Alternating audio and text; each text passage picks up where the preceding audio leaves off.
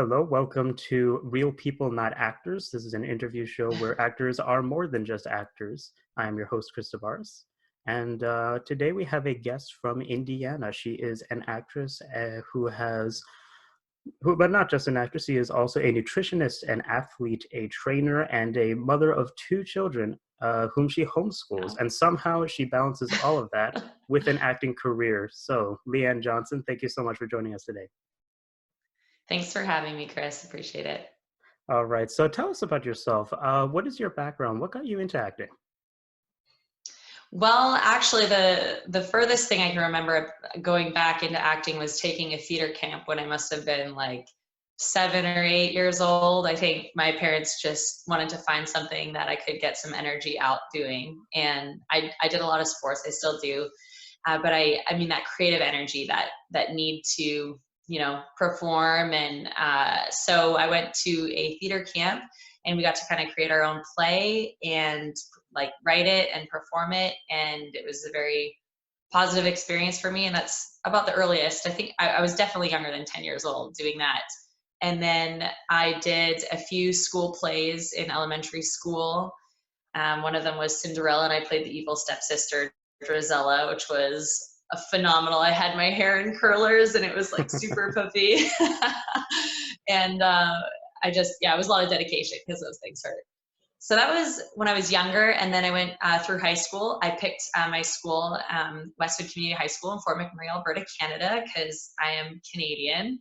I'm a permanent resident here, but I do have Canadian citizenship. And I picked that school because our drama teacher, Karen Towsley, was phenomenal. And so I chose that high school, and they had the best drama program in the city, probably in the province, I think.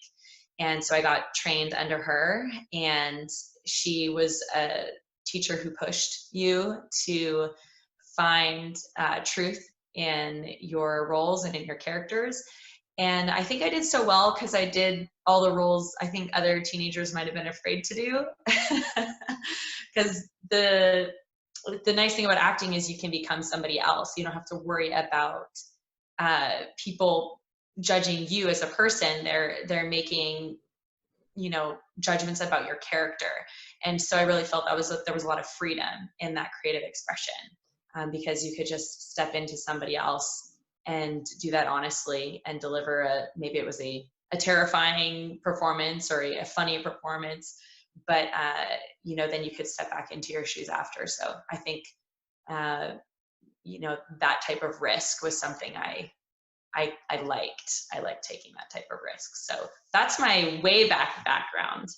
And then I took a huge break from acting, and I went to college for nutrition, and did all the sports you could do, competitive dodgeball, everything. They have it all at college. So I did that, and then I started dating my now husband, and we got married, and I have two children. And I was pregnant with my second daughter, and I felt like there was something missing in like my person. Like I was doing roller derby and was, excelling at that. But creatively, there was a part of myself that I just felt like wasn't growing, wasn't thriving. And so he said, well, why don't you get back to acting? And I thought, well, I'll just do I'll do theater acting because that's comfortable.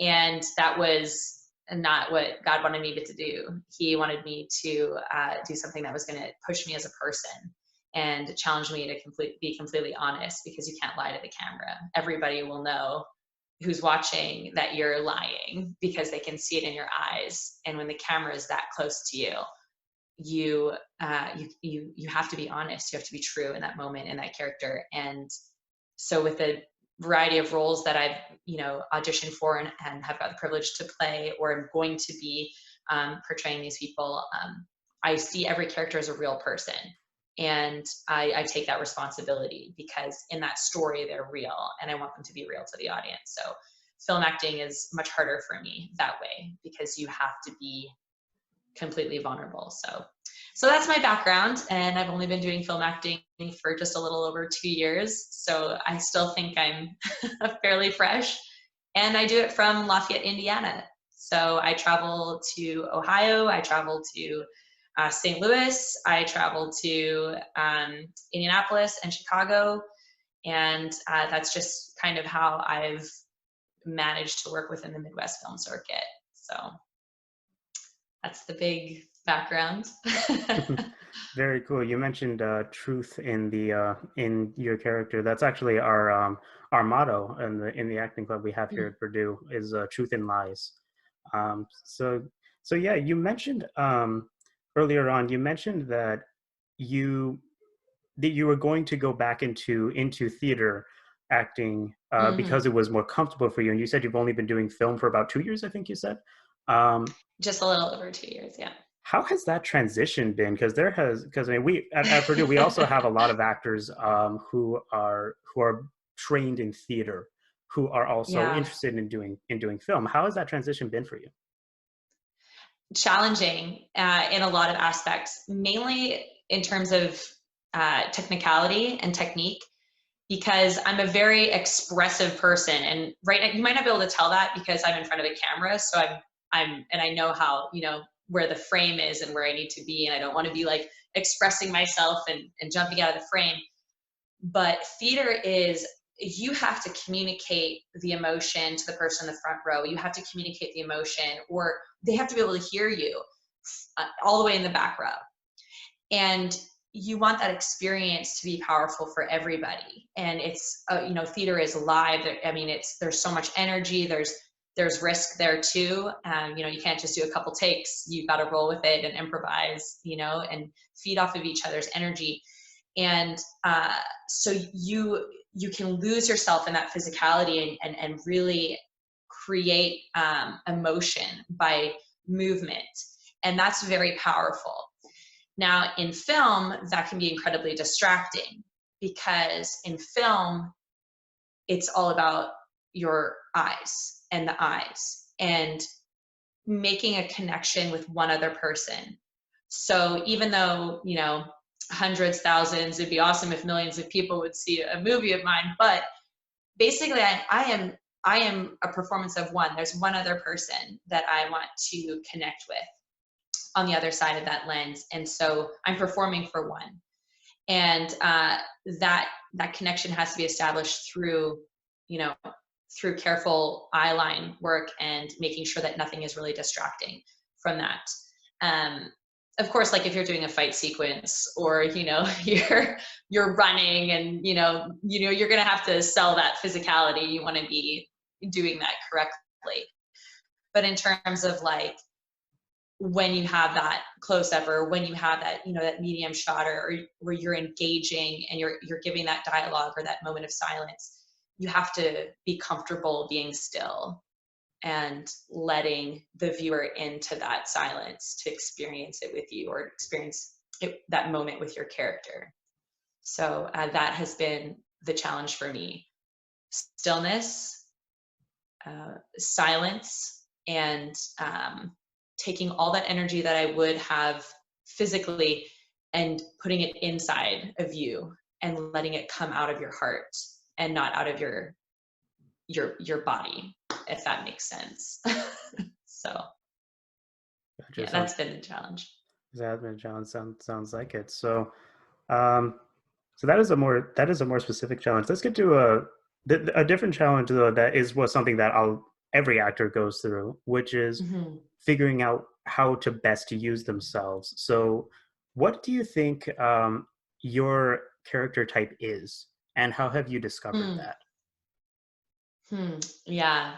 Type is important. And I know what you mean by type. Like, are you the supportive mother, or, the nagging girlfriend, or are you like, the, you know, the badass femme fatale who's gonna, taking names and shooting up people, and I think it's good to know your type, but I think more importantly is that understanding the complexity of the character that you're auditioning for, and bringing truth and bringing yourself into that role, because there's nobody like you. So when you go in for that audition, when you go in for that role, it has to be you. That's how you want to audition for it. That's how you want to play it. And you're going to bring the truth of what's happening in that character's life and bring that into the audition or bring that into the role. So like, for example, the supportive wife, she has issues of her own. You know, she has struggles of her own. She's not just one dimensional. She's two dimensional. So in terms of type, I think, you know, your headshots are really going to sell your type. It's going to show the casting director immediately if you're what they would like for a role. And for television, it happens really quick. They don't have a lot of time. So type is really important in TV. So if you're looking to shoot like episodics and you're wanting to get into pilots to shoot episodics in television, type is really important because the casting directors can look at you and they're like, that's the gangster I want in this TV series, or that's the girlfriend, or that's the love interest, like if you're getting a supporting role or a featured role. So type is really important in terms of that types of casting. But what I found through independent film is there's a lot more freedom within independent film and with things that move at a slower pace to look at a character and see how can I make this character, you know, their own type, and how can I become that character. So I understand type. I think, you know, if you want to play certain roles, then your headshots should reflect that, at least your theatrical headshot, because commercial acting is a whole other animal. But if we're talking about film and television, I think your headshot's really going to be what they want to see when they bring you into the room. And if you don't look anything, like if your hair is long and then, you know, and you're smiling in your headshot and you're like, hey, and they're thinking girl next door, and then you come in and you've got short spiky hair and you're in punk clothes, like they're going to be like, why, you're wasting our time, because we had a certain type that we wanted you for. So I think for me, that type, I've always had to like a little bit of edge, and a little bit of mystery and a little bit of vulnerability. But I mean, it's hard to say strong female, because a single mother is a strong female role. A wife who has a military husband is a strong female role. So a woman who's a hit, you know, is going out and is a hitman or a hit person, that's a strong female role. I think all of those roles can be strong women or fit those roles. And I think that's really important when you're looking at a piece, is how can you make that? I don't know how else to describe it. I feel really passionate about that. So I think type is important, but don't put yourself in a box. And don't think that you have to play that type in that character. Everybody has complexities. Everybody's thinking a whole bunch of things at one time. They're three-dimensional. We are complex, and there's strength within everybody, or there's a villain within everybody, a hero within everybody. So know your type, and if that's the genre you want to go for, but don't constrain yourself to that. Don't think you can only do that. I feel really passionate about that. I think you have to explore. So type to you is not as important actually as it's not really about type to you. It's more about what you bring to whatever role you're faced with, kind of thing, regardless of what that is. So for me, Yeah. for example, like a lot of people have trouble with this. I actually have Asperger's, high functioning autism, which for me at least, it makes it really hard for me to understand myself and like describe myself even. So what advice would you give to people who are struggling with, like, I don't really know what I look like, I don't really know what people see me as? What would you say to them? Ask people, what do you think my type is? Ask somebody you don't even know. Poll a whole bunch of people. That's the best advice, because somebody's going to look at you and they're going to be like, oh, that's the college student. Or they're going to be like, oh, that's the really supportive, boyfriend, or, that's that undercover serial killer that we all know, whatever that is. Sorry, some of the roles that I'm preparing for right now are kind of, intense and dark. So, but ask people, because they're going to look at you and they're going to make just, this is who I think you are. And that's kind of a really good way to assess your type, is ask what other people think your type is. Or when you look at me, what do I remind you of? And people say, oh, you definitely look at that military person or that athlete or whatever. And know that and understand that, and then use that, if those are the roles you're getting, to bring something unexpected into those roles. And a lot of that can come from you and your own experiences. So, whatever that type is, you can still get typecasted, but bring an element that is unexpected to that role that makes them real and interesting. So even within that type, you can break out of that stereotype and show that this is a real person. So yeah, that would be my advice for you. Ask other people. Sounds like sound advice. Do you think that there is more to your character type that is left to be discovered? Something you don't know about yourself yet? Like me personally, like, is there Yeah. things I don't know about me, or is there? Yeah, absolutely. Absolutely. Oh my gosh. I think that's why acting is so addictive, for me anyway, is every role, every character, if you have an excellent writer, who has just written a script that is just blowing you away, and you know I'm always discovering more about myself through characters that I don't know if I would even like have a coffee with on a normal everyday basis. But because you're studying or preparing for a role, all of a sudden you're asking people like, hey, can you share with me your experiences in this? And you're talking with them and you're learning from them and realizing, wow, like we're more alike, or I had no idea. And I'm constantly discovering things about myself as a human being through the art of acting. And then there's also the other side of things, where if you're given a role that I might take a personal experience, or I might view it a little bit differently and include that into that character, that my experiences or my person inform that character a little bit. And so I kind of change that type a little bit. And I think, with social media and influencing and the film industry, I think it's important to be aware of that. As a female actor, as a woman, to be mindful of the roles that you choose and how you play them, and how that influences the next generation of female types in those roles.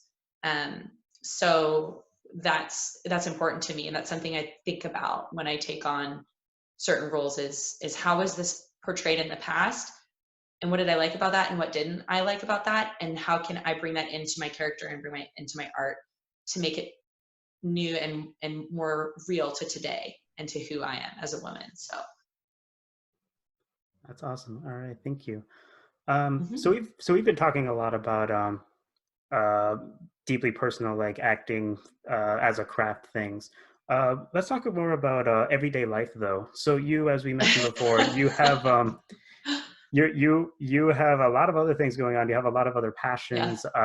You're homeschooling your children. You have other things to do in life. How do you balance all this with how much acting you're doing? I I don't know. I honestly, I think it's just the strength of God, the determination, the passion, the will, is His gift. But you need help, you need support. Like, I have my husband is incredibly supportive, which is fantastic. And the clients, I'm a personal trainer, so my clients are also very supportive and encouraging. And if I book a film role or book a job, they're really happy to reschedule their sessions if I need to go and work. So I have some flexibility in terms of that. Because of our world situation right now, I'm now homeschooling my daughter full time, and that's been a huge adjustment.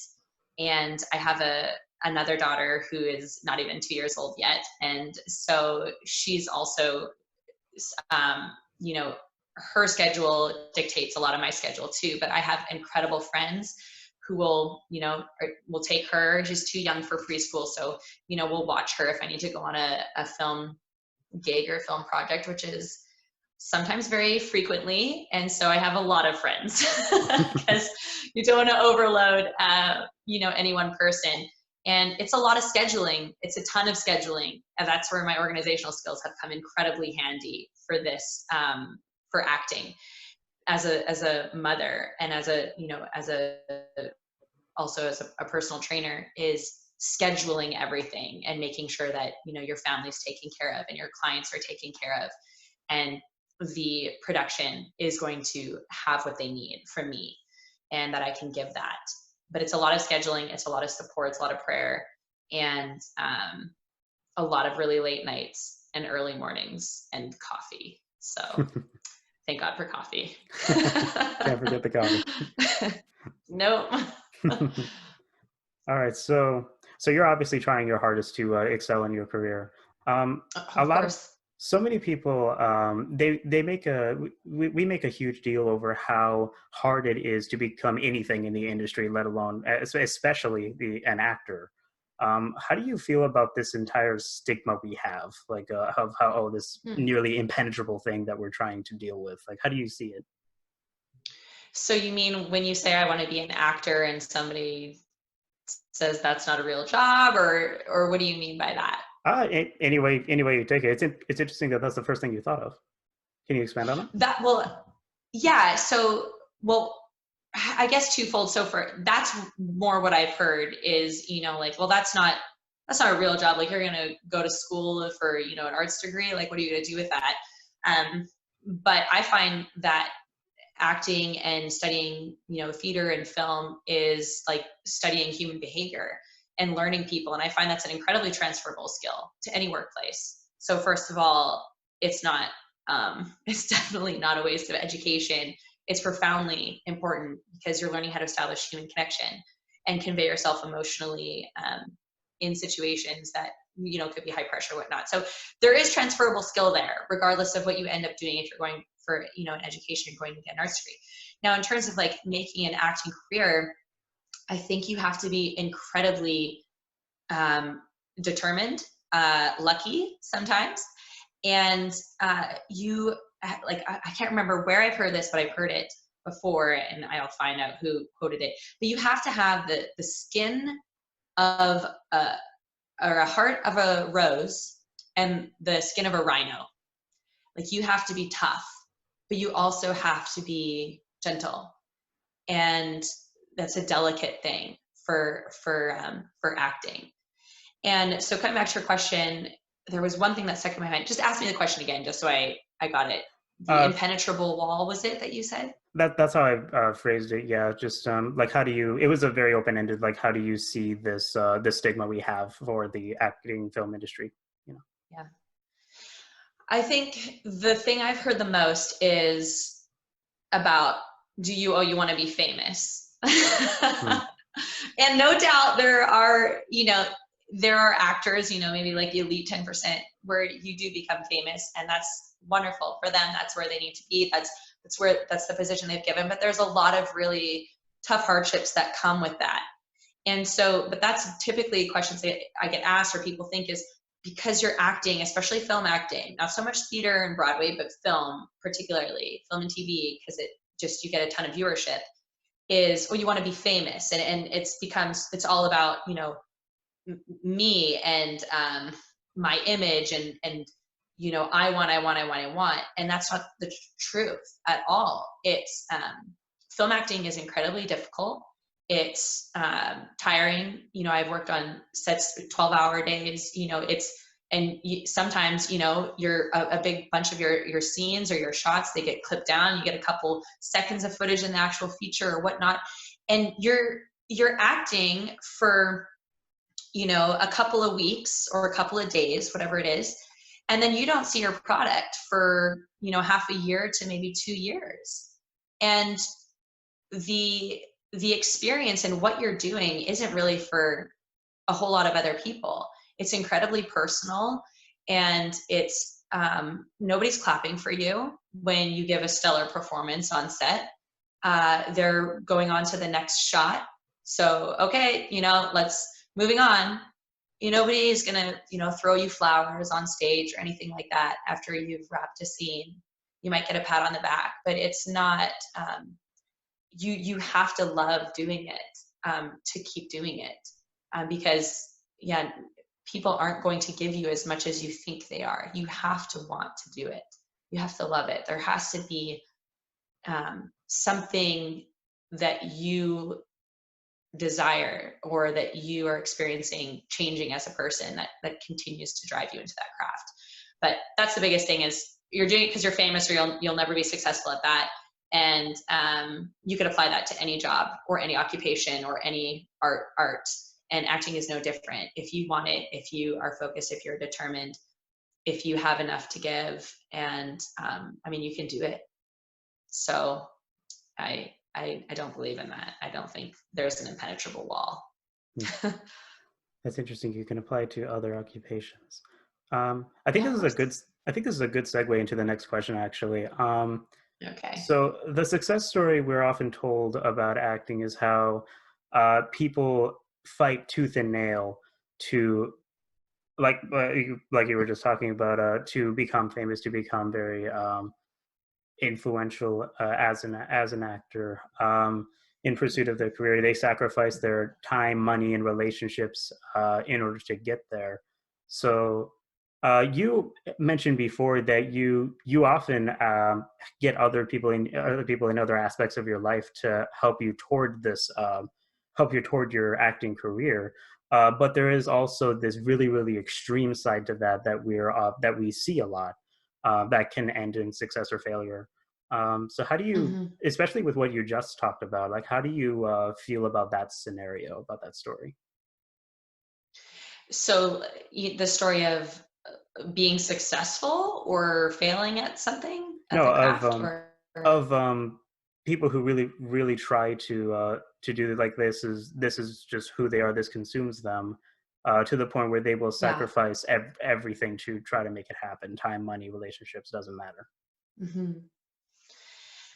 Yeah, I mean, that is an incredibly personal, individual question. I think I could only answer that based on like what I would do. But I think it really is different for every individual. It really does depend on your life circumstances, and what, if for me, like, and this is just how I would view it. I know that I'm in this, the market, the Midwest, the Midwest film markets, or Chicago, Ohio, Indianapolis, or Missouri even. But you're in this market, and it's not the biggest market. I mean, there's Atlanta, there's LA, there's New York, and I have a family, and this is where we are, and this is you know, a very, I guess, a space where people would say you're going to get a lot of opportunity. So you have to find it, but you have to be looking at your life and be like, what am I willing to sacrifice? I mean, I wouldn't leave my kids and leave my husband and be like, I want to go pursue an acting career. I don't need you to do that. I think if this is meant to be, if this is something that, if I'm in this life phase that I'm in right now, and I have two children and I have a husband and I'm in the Midwest, then it's about looking for the opportunities here, and not looking at what everybody else has, or all the jobs that they're getting, or where they're succeeding, and look at how can I thrive and be successful and give to the artistic community and learn from this artistic community, where I am at. And then if other opportunities present themselves, you weigh the balance of, is this worth it? And I think that question is going to be different for every person. So if you're unattached, if you're going to pack your stuff in your car and drive out to LA and room up with 6 other people in like a closet apartment, to make it or to do it, and you have that freedom and you have those resources and that drive, and that you're at that life phase. I mean, you only get one life, and you want those experiences.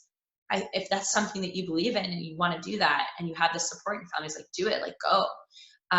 But for me, I look at just kind of saying, okay, well, how can I be the most successful where I am at? And if there's opportunities that arise from this, then we'll cross those bridges when we get to them. Hmm. So that's how I would answer that question. Awesome, thank you. Hmm. So Moving a little bit into a different part, actually going back a little, you mentioned briefly earlier that you're careful about the projects that you choose for a multitude of reasons. Some actors are, and actually some instructors even, um, actually tell actors to no, get anything that you can. There seems to be this battle Mm. between, oh, don't get typecast, but also take whatever you can, and if that means, getting typecast, for example, then so be it. Um, but there are others who say, no, no, no, you need to be very careful. So how do you where do you stand on this, and how do you feel about it? I definitely understand both schools of thought. I do films that are are exclusively faith-based films, called faith-based films, and the faith-based film industry. And then the opposite of that, most people would think would be like your secular industry, but I don't see it like that. I see opportunity in every character. I see opportunity in nearly every film for there to be an opportunity to um, whether it's share truth about you know the need for hope or to show the truth of the power of hope. And so whether that's a character who is an addict who never gets out of it and just struggles the whole time, and maybe there's a very sad ending at the end of that film, that can point to an addiction isn't going to offer you hope. And to portray that realistically, knowing that there are people who go through that, uh, is telling a true story. You're a visual storyteller, and you don't want to introduce something fake just to tell the audience something that you think they want to hear. That's not what an actor's job. The actor is to make that so real and so powerful that it causes the viewer to ask questions. And if I can get a viewer, an audience to ask questions about that, the despair of that, uh, and to think, well, what else is there out for me if that wasn't the answer? Then I think I've done what I needed to do. Or in a faith-based film, you could, comes to a happy ending, and I'm being really like dichotomous in this, but it comes to a happy ending, and they're like, well, we have this hope, and that's great, and that can be really encouraging and uplifting to someone who's searching for those answers. But again, you you don't want to not take a role that or take a role because you feel like that's what you should do. I think your moral conviction and your whatever morality you're basing your decisions on. Like for me, I have a strong faith, so I'm always contesting it to that, and it gets right pushed up to it because acting is always pushing the limits, is pushing the boundaries, and at some point you're going to have a hard line, and I know what that line is for me, but that might be different for every actor. So I'm not going to tell you know one person that you shouldn't do that, one person you should do that. I should tell them that's between you and your morality and who you're accountable to, um, because at the end of the day that film is forever, and people are going to see that potentially forever. So are you going to be able to stand by that forever and be proud of that? I think that's something you have to think about. And Jim Doherty has told me that in the past. Film is forever. So uh, you just have to be mindful of that when you're choosing those roles and taking on those roles. Hmm, Absolutely. got it. Very cool. So you do exclusively faith-based films. Um, Yeah, so that's a genre. I would say that's a genre of film in the film industry. There would be, faith-based films. The producers and the screenwriters, and not always the actors, but a lot of them are believers, typically Christians. So yeah, those would be the faith-based films, and then secular films would be one in which they wouldn't put themselves into that genre necessarily. do you obviously your faith is very important to you. Um, Mhm. would you do you think that there is this is a weird. I'm trying to word it You can properly. edit it out. No, no, no. There you I'm trying to go. word my question properly. So, do you think that it would be quote unquote wrong in whatever way you put that, whatever meaning you put behind that, for you to play a role in a secular film then, for any reason? It's kind of a weird word, but Oh yeah, no, absolutely not. I mean, if like you are an actor and I'm an actor and I'm going to choose a role that is meaningful for me. So I'm not just going to apply for every role because I want to be in a movie or I want to work with this famous person. Like every role that I choose, I look at it, I look at the story, or I look at you know the description, the synopsis of the film and the character, and I ask myself, either A, does that scare me? So am I afraid to play that person because I don't, it's going to bring something out of me that I don't even know what I'm capable of yet? I always ask myself that question because it's typically where you're afraid that you're going to deliver a really honest performance. So if I'm really afraid to play, like a mother who loses a child, because that would be very real for me, and I would have to do that scene multiple takes, maybe 10 times with that scene in particular. That would be really hard. But is it going to challenge me? Is it going to help develop empathy? Am I going to be able to bring a realness, a real fear to that? Absolutely. But I'm not necessarily going to look at that like it's my own child. I'm going to look at that like that is my character's child and have done my prep and be present as that character. But I look at a role and I say, does that scare me? Is there an element of that that scares me? If it's something I'm comfortable with, then I'm more like, no, that might be too easy for me. And I might not choose that, even if it's my type. I don't want all of my roles to look the same. I think if every painter painted the exact same painting every time, people would be bored. I wouldn't want a whole house of my paintings that all look the same in a room. I would want everything to be a reflection of different aspects of who I am or how I see the world. And I don't think that, you know, being in a secular film means that your character can't have an element of faith, or that they're wrestling with that, or that they're very overtly living strongly. And it might not be in the dialogue, but it could inform your character. Or opposite of that, you could be playing in a faith-based film in which your character is completely a non-believer, and that influences what they do in that film as well. So, I mean, I think it's really important to, again, look at what's real for that character, and is that somebody that you want to portray and play, and can you do it? Like how I like to look at it is like, I need to have that. I don't want anybody else to play that role. And sometimes I don't get them. Probably most times I don't get them, but I still have that fire of like, only I want to be able to do that. Only I think I can do that. And so that's why I apply for that role, because I really want it. Or I feel like I'm scared somebody else is going to do it two-dimensionally and they're not going to give that character enough depth that they deserve. And so I feel like almost an obligation to apply for those roles. So that's how I look at it. I'm very role specific in how I choose something. Genre of film, the filmmakers, whether or not they're known or not known, I look at that character and who that writer has made and whether or not that interests me, and that's what influences my application. okay.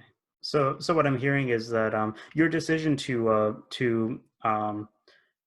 really focus on faith-based films is really because the roles that they have tend to reflect who you are better than secular ones. It doesn't really have.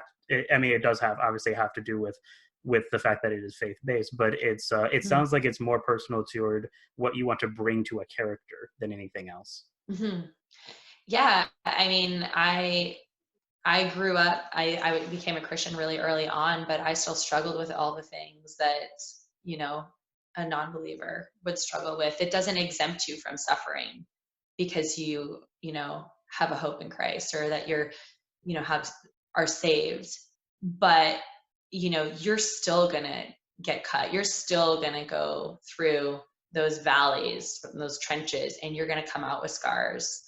And the thought of just putting myself into a character that pretends like all that didn't happen is so fake to me as a Christian that I would have a really hard time just playing a character who just kind of pretends like everything's okay and their life is so great because, you know, they're a happy wife or a happy mother, a happy Christian. Like I'm a wife and a mother, and like it's hard. And the struggle is real every day. And I'm going to bring that to that character. And if the director wants that, you know, that the image or the impression that this, you know, that she doesn't have that element, I probably wouldn't apply for that role. I don't care how much money it's offering. I wouldn't be able to look at that performance on screen and be proud that you just kind of blended in to whatever stereotype Hollywood or faith-based films think you have to have. This doesn't interest me at all. I'm interested in bringing a reality of human struggle and the human life into every character that I play. And if I don't think I can do it, I won't accept the role or I won't apply for it because somebody else out there really wants that role, or really maybe that is really their character. Maybe they really are genuinely like that, or really genuinely love to play those roles. They should have it, but not me. So You're more cutthroat about casting than many directors I know. oh my gosh, I totally get casting. Actors, give them just a ton of grace because their job is so hard.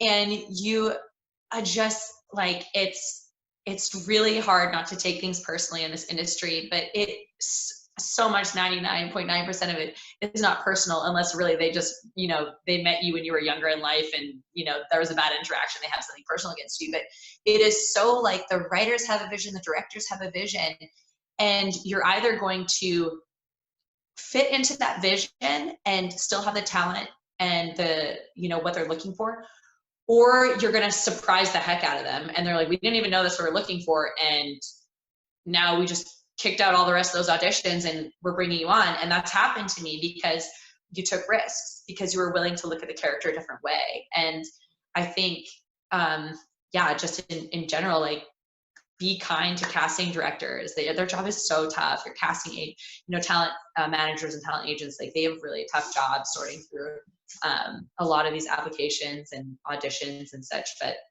I joke about it sometimes, but yeah, I definitely get it. I understand their job is hard. It's tough. So. All right, awesome. So, okay. Next question focuses a little bit more on you as a brand, really. So you are very, very active on Facebook. You post Yeah. all the time about Yeah. what you're doing in your acting. I just did an audition. I just finished shooting. Did whatever it is. Yeah. Why do you do this? So for me, it's about sharing the journey with my friends and, you know, for people who are interested, because I don't ever want to get to a point where, you know, if something really major happened and I booked this, you know, incredible role, I have booked some pretty incredible roles. And I'm really excited after our world circumstances, but you know, and it just shoots you into like superstardom or something. This is just one of my motivations, but I just never want to think people would be like, oh, they just got lucky or it just happened for them. Or they're amazing. They're amazing. They're so great. Like I want to depict the struggle, the successes, the celebrations, the people that have supported me and love me and encourage me, and bring them into that, because you cannot do this by yourself. Like if you think like, even if you're not famous, acting is so hard. You have to go places into characters that can be very scary. Or if you're a comedic actor, you know, sometimes you get so exhausted making people laugh that it can depress you in your real life, because you're giving so much to other people that it's exhausting, that you know, when you're done, you just want to be alone and by yourself. And so a lot of really funny comedic actors really do struggle with depression and addiction. It's not just the actors that are really dramatic. When they're done a role, they're like, hey, let's go hang out. Let's be around people, because that was really hard. So, you know, I think I just want to bring people into it. I don't want people to think that it just happens, or that acting is about being famous. It's about a process. It's a journey. It's for me anyway.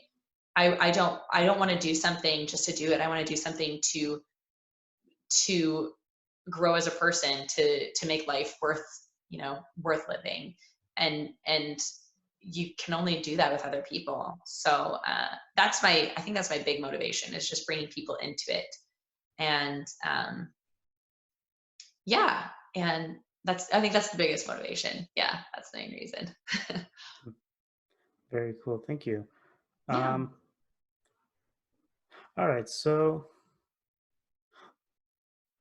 we talked a lot about actors. What about directors? What is it Mm. that what do you like about directors that in your experience? Like, what is it that you appreciate about them on set? Hmm.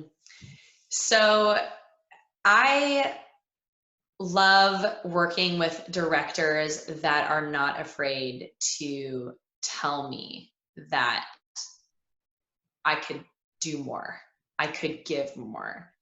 And I know that might not be everybody's, directorial preference, but I really love it when I give a solid take or I've given excellent performance and I'm thinking to myself, that was really good. Like, I think that communicated what I needed to communicate. I love when that director comes over and says, Leanne, I know that there's more depth.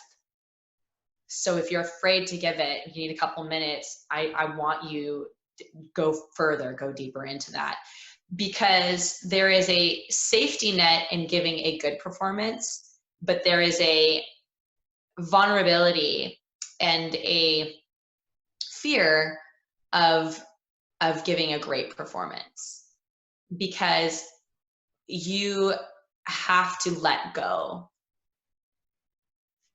And if you don't trust the crew you're working with, if you don't feel safe, you can't do that. But if you're working with a director who's willing to give you the time, willing to give you the space, willing to make sure that whatever that spot is safe for you to emotionally, for me to emotionally let go, that is the most freeing experience I've had on set, is just having the director that isn't willing to just settle with, oh, it was good job, moving on. But then I know you can give something deeper, greater. Can you bring it out? And just allowing that to happen. So that is, and not every actor loves being pushed like that. Like, they're like, that was, get out of my space. Like, that was fine. I'm good. I'm done. But that's not me. If the director has a vision and they know what they need and they're behind that and they're seeing it through the lens, if even what I think I communicated on screen emotionally, I felt like I was there, but if it's not seen through the camera, then the audience isn't going to see it, the viewer isn't going to see it, then I have to go a little deeper, I have to give a little more. And so that's what I really appreciate. I don't want to be on a set where I feel like I left, and I have done that before, I left where I felt like I could give more, or an audition where I felt like I left, I could have given more.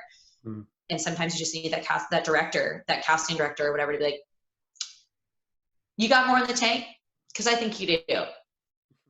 Just take a minute and I want to see it. Just let go. Just don't care about what anybody here, whatever, just let it go. Yell if you have to, cry, just pushing it. And that is what I love. That's what I appreciate. That I respect that. I think it takes a lot of courage for a director, a lot of confidence and empathy to approach an actor like that. Mm-hmm. Got it. Very good. All right. So, um, how has so we are currently under lockdown. That is why we are partially why we are doing an interview like this. Right. Um, so how has COVID-19 been affecting your life as far as acting goes? Oh, wow. I mean, I posted a video on my page. I don't know if you saw it, Chris. It was maybe like a week ago, where I just hit the wall with this. It has been very challenging artistically, because I had so many projects, that, like, several that I would already be filming right now that I just didn't get to. And it felt like I was being denied the opportunity to do what I love. That's what it felt like. Because I had this narrower view of what I thought I needed to do artistically or as an artist to continue to get better.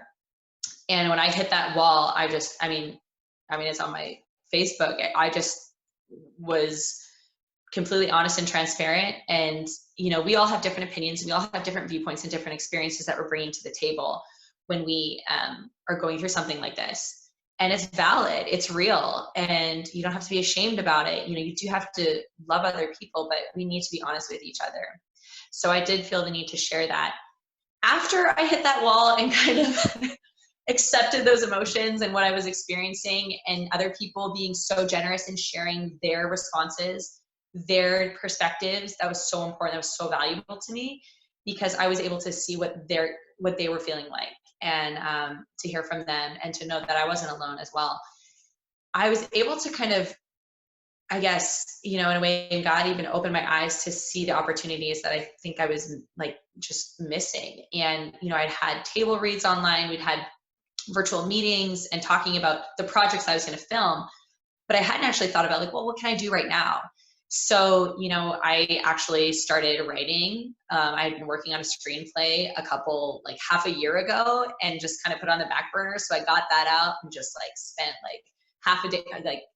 half a day, just locked myself in my room, like during nap time and with kids nap time. It was just like, you know, letting that out, and it was beautiful. And then, you know, these film festivals have been popping up. So I was like, I'm going to do a 1-minute short for a film festival. I'm going to write, direct it, shoot it, star in it, you know, and just get some content out there that's meaningful, that might help people at this time. And I got out my guitar, like blew the dust off that thing, and was like, okay, let's, you know, see if I remember how to do this. And just looking at ways to stretch yourself, stretch your muscles, your artistic muscles, your creative muscles, in ways that you kind of maybe forgot about or neglected. And I mean, as a personal trainer, I know if you neglect certain muscles of the body, your whole body becomes imbalanced. So you want to remember the little muscle groups, or work on the other areas that maybe aren't a primary focus. But that's going to make you stronger. It's going to make you better. It's going to make you more balanced. And that's what this circumstances right now has afforded me to do. But I did have to get to a breaking point before I realized that and was able to move past it. I had to hit the wall before I was able to move through the door. Yeah, but it definitely did have an impact, but I don't think it's a bad thing. I think it's been a good thing. I did see that video, and I'm very happy that you're doing better. Thank you for sharing that. Thank you. Yeah, me too. All right, so we're getting pretty close to the end. This has been great. Yeah, thank you. Do you have I have one more question for you. Actually, two more. So now that you're starting to see more of what the film industry is and what it's all about, and particularly you have a particular niche one too, being the faith-based films. Is there anything that you would change about the industry, if you could? Well, I think I am changing it. I think actors right now, I think we are changing it. I think if there's anything I want to change, I mean, I'm doing that right now. I think the industry is really shifting towards more diversity, and I think that's been fantastic. And I think that's because actors and casting directors and the entertainment industry as a whole is looking at our world and really seeing the diversity and the talent that is out there, and creating opportunities to share that with the world. And as a woman, like, I mean, I'm super, you know, white, so I can't really change anything about my ethnicity or my, you know, who I am.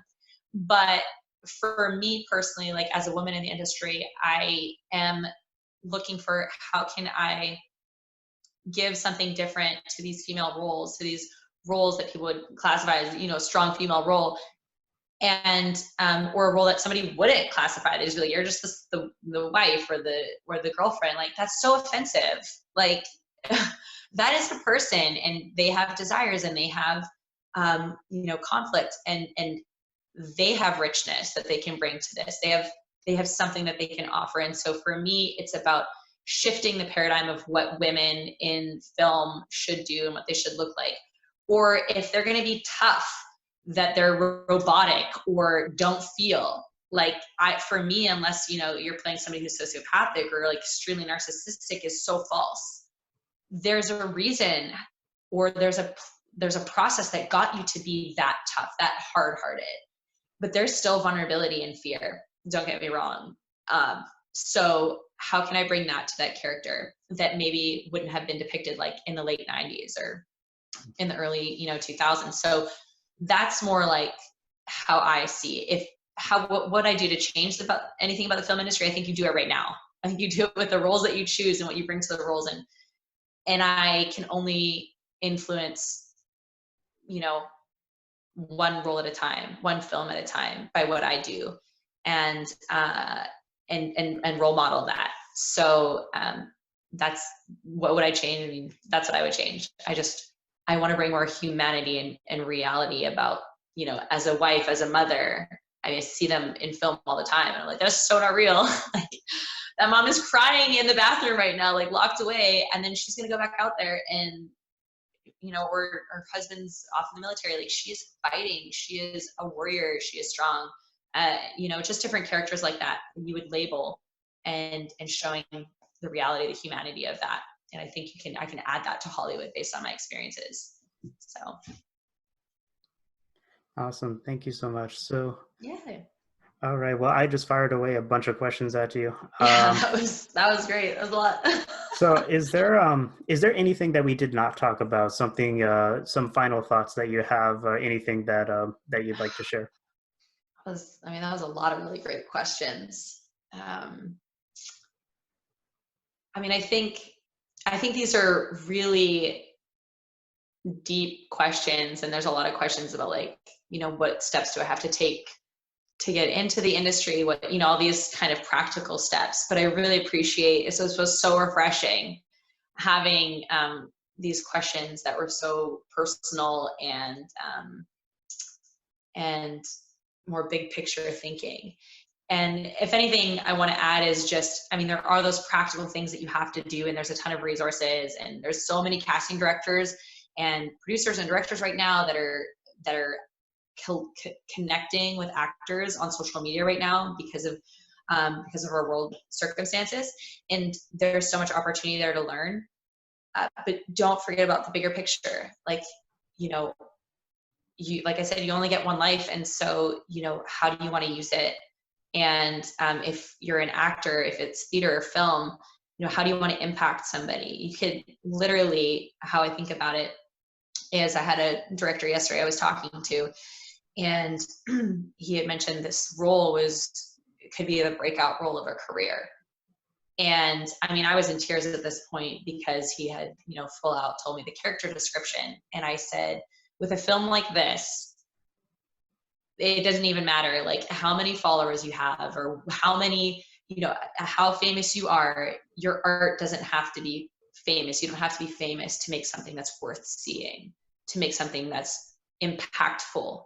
And I just said, like, if it saved one life through a performance, that's worth it.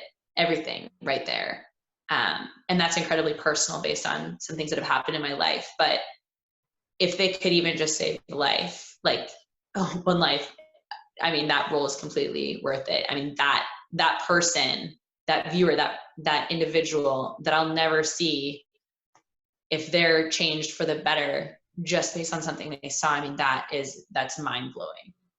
But if I'm given the opportunity to do that through film and I can have an impact on that, then that makes it worth it right there. So look at the bigger picture. Like, why are you doing this? Why is it meaningful for you? What's going to get you through when times are tough? And hold on to that bigger picture and make sure that, that you remind yourself of that often. So that's it. Keep going. That is awesome. That is such a great thing great final thought. Thank you, Leanne. Thank you so much for You're doing welcome, this. Chris. We are out of time, and you have an audition to do, I believe. Yes, I do. I'm still taping. All right. Well, good luck to you. Actually, Thank you. If you would like to, for people watching, if you would like to follow Leanne, she is on Facebook. What is your Facebook again? Leanne Johnson Actor. Leanne Johnson Actor. Yeah. So really simple. And you can also follow me on Instagram at Leanne Johnson Official. So those are the two platforms I use the most because, yeah, those are the two ones I feel like I can connect the best with folks. So yeah, and if anybody has questions or they want to reach out, I would love to answer questions or connect with you over social media. So please feel free to do that. It would be great. So thanks. Awesome. Well, thank you so much, Leanne. This has been you've been very insightful and very just, very pleasant to talk to. So thank you. Thank you. Thanks, Chris. All right. Good luck. Have a good night.